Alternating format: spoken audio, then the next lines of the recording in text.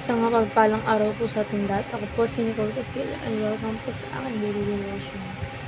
So, ang topic po natin ngayon is equality in personhood. So, all people are created in the image of God, making them equally valuable in His sight.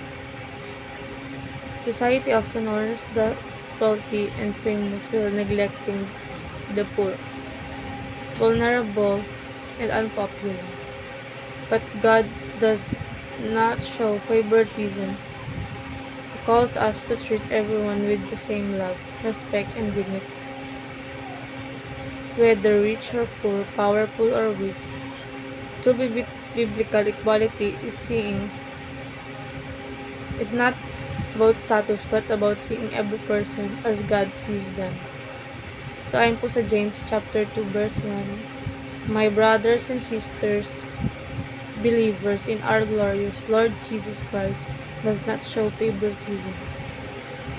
So ayon po sa ating katuruan, all persons are equally made in God's image. So tayo po ay nilikha sa katawan ni Kristo. So kumbaga, pantay-pantay tayo. Ginawa tayo sa imahe ng ating Panginoong Diyos. Kumbaga, ginaya ang katawan ng Diyos upang tayo ay mabuo. So next po is Christians ought to treat others fairly. So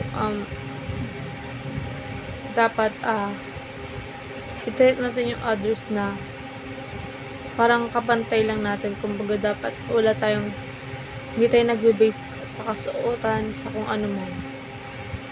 Dapat andun pa rin yung fairness ng pag-treat mo sa ibang tao. Next is loving God is best expressed in loving people. So, yung pagmamahal mo sa Diyos is siya yung best express in loving people. So, kung paano mamahalin yung ating Diyos is ganoon mo rin dapat mahalin ng ibang tao. Kumbaga, yung pagmamahal mo sa Diyos is dapat ganoon din yung pagmamahal mo sa mga kapwa mo, tao, or Kristiyano, kung ano man ito. So, para naman po sa ating applications, care for the uncared for. So, magkaroon po tayo ng pake sa iba.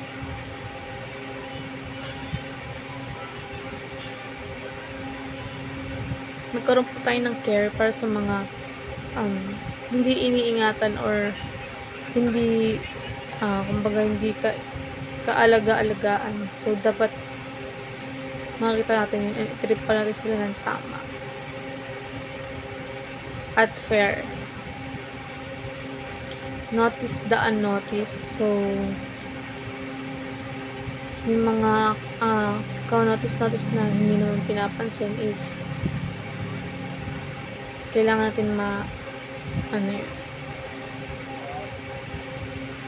So last is love the unlovable. So mahalin po rin yung bawat isa. Kung ano man tayo, dapat pantay-pantay tayo. Yun lang, maraming salamat.